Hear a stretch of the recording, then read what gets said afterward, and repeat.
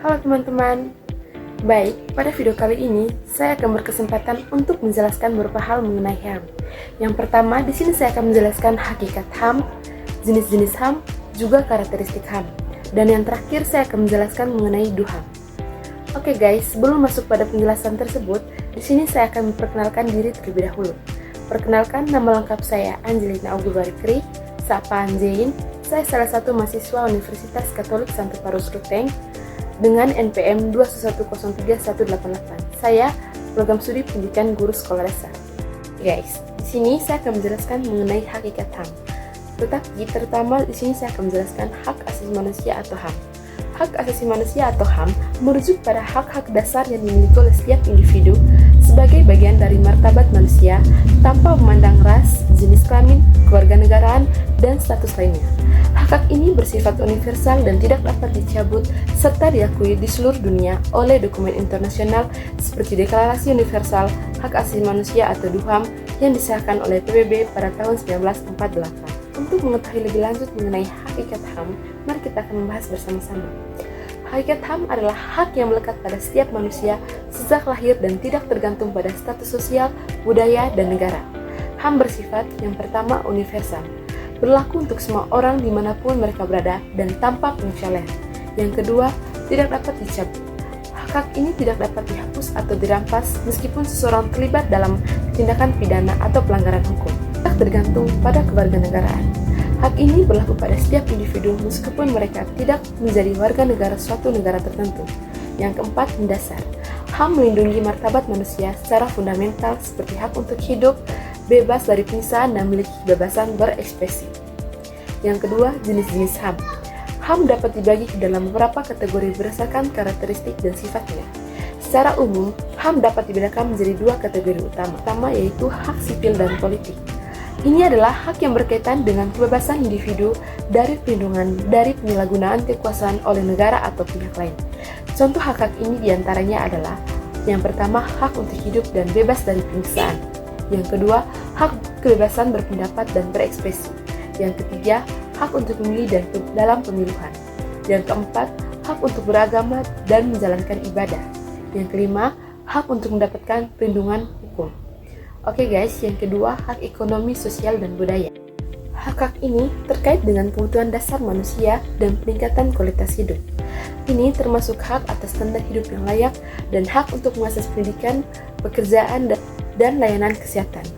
Contoh hak-hak ini antara lain: yang pertama, hak atas pendidikan; yang kedua, hak atas pekerjaan dan upah yang adil; yang ketiga, hak atas perumahan yang layak; yang keempat, hak untuk memperoleh pelayanan kesehatan; yang kelima, hak atas kesejahteraan sosial.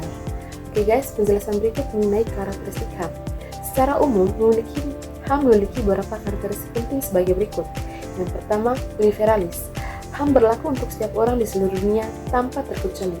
Hak ini bukanlah pemberian negara atau sistem hukum tertentu, melainkan hak yang intern atau melekat pada setiap manusia. Yang kedua, tidak dapat dicabut. Tidak ada pihak termasuk negara yang berhak mencabut atau mengurangi hak asasi manusia seseorang, kecuali dalam keadaan tertentu yang diatur oleh hukum internasional. Yang keempat, setara. Semua orang memiliki hak yang sama tanpa diskriminasi. Tidak ada perbedaan berdasarkan ras, jenis kelamin, agama, kewarganegaraan, atau status lainnya. Yang kelima, saling menyalin. Beberapa hak asasi manusia saling terkait dan tidak bisa dipisahkan satu sama lain. Misalnya, hak untuk bebas dari penyiksaan sangat berkaitan dengan hak untuk mendapatkan perlindungan hukum yang adil. Yang keenam, mengikat negara. Negara memiliki kewajiban untuk menghormati, melindungi, dan memenuhi hak asasi manusia warganya serta memastikan tidak ada pelanggaran HAM.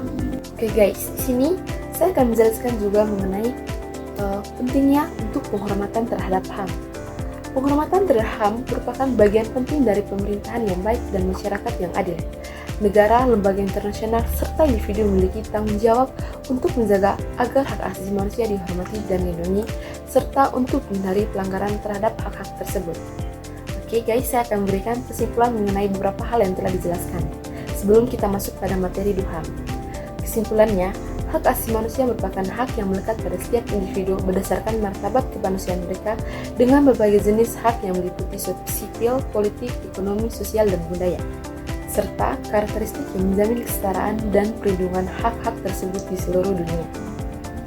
Masuk pada penjelasan terakhir mengenai apa sih itu HAM. Oke, untuk mengetahui hal tersebut, mari kita membahas bersama mengenai DUHAM. DUHAM adalah singkatan dari Deklarasi Universal Hak Asasi Manusia atau Universal Declaration of Human Rights atau UDHR. DUHAM adalah sebuah dokumen internasional yang disahkan oleh Majelis Umum Perserikatan Bangsa-Bangsa atau PBB pada 10 Desember 1948. Ini disahkan di Paris atau Prancis. Dokumen ini berisi pernyataan tentang hak-hak dasar yang dimiliki oleh setiap individu tanpa memandang kewarganegaraan, ras, jenis kelamin, bahasa, agama, dan status lainnya. Yang berikut tujuan dan hakikat DUHAM.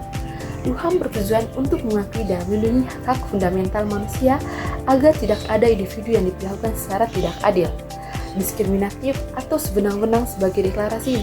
Teman-teman, berikut di sini saya akan menjelaskan mengenai isi dari DUHAM.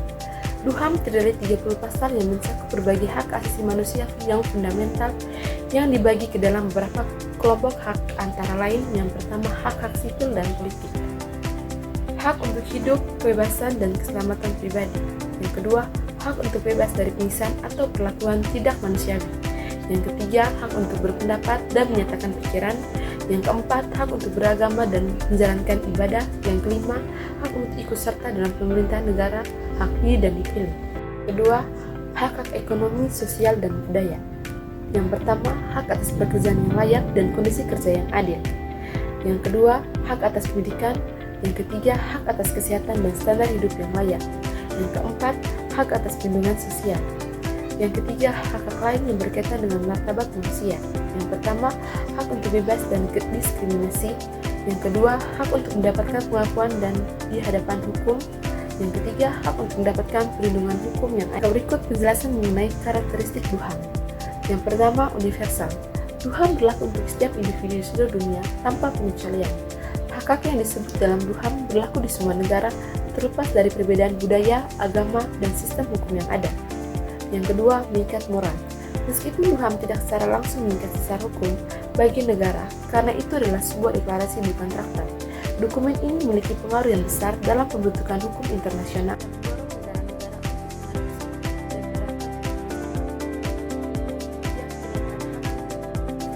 DUHAM mengakui bahwa hak-hak yang tercantum di dalamnya adalah hak-hak yang melekat pada setiap manusia yang tidak dapat dicabut atau dihilangkan.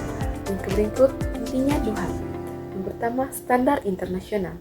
DUHAM menjadi landasan bagi berbagai perjanjian dan traktat internasional yang bertujuan untuk melindungi hak asasi manusia seperti Konvensi Internasional tentang Hak Sipil dan Politik dan Konvensi Internasional tentang Hak Ekonomi, Sosial, dan Budaya.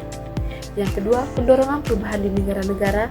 Banyak negara yang merujuk pada DUHAM dalam merumuskan undang-undang dan kebijakan dalam rangka meningkatkan penghormatan terhadap hak asasi manusia. Berikut pasal 3. Setiap orang berhak atas hidup, kebebasan, dan keamanan pribadi. Yang berikut pasal 19. Setiap orang berhak atas kebebasan berpendapat dan berekspresi. Pasal 21. Setiap orang berhak untuk ikut serta dalam pemerintahan negaranya secara langsung atau melalui wakil yang dipilih secara bebas. Yang berikut pasal 25. Setiap orang berhak atas standar hidup yang memadai bagi kesehatan dan kesejahteraan dirinya, termasuk makanan, pakaian, perumahan, dan perwakilan medis. Oke guys, dari materi yang telah dibahas tadi, di sini saya memberikan kesimpulan mengenai Deklarasi Universal Hak Asasi Manusia atau DUHAM. Deklarasi Universal Hak Asasi Manusia atau DUHAM merupakan salah satu dokumen penting dalam sejarah pengakuan hak asasi manusia yang bertujuan untuk melindungi martabat setiap individu di dunia.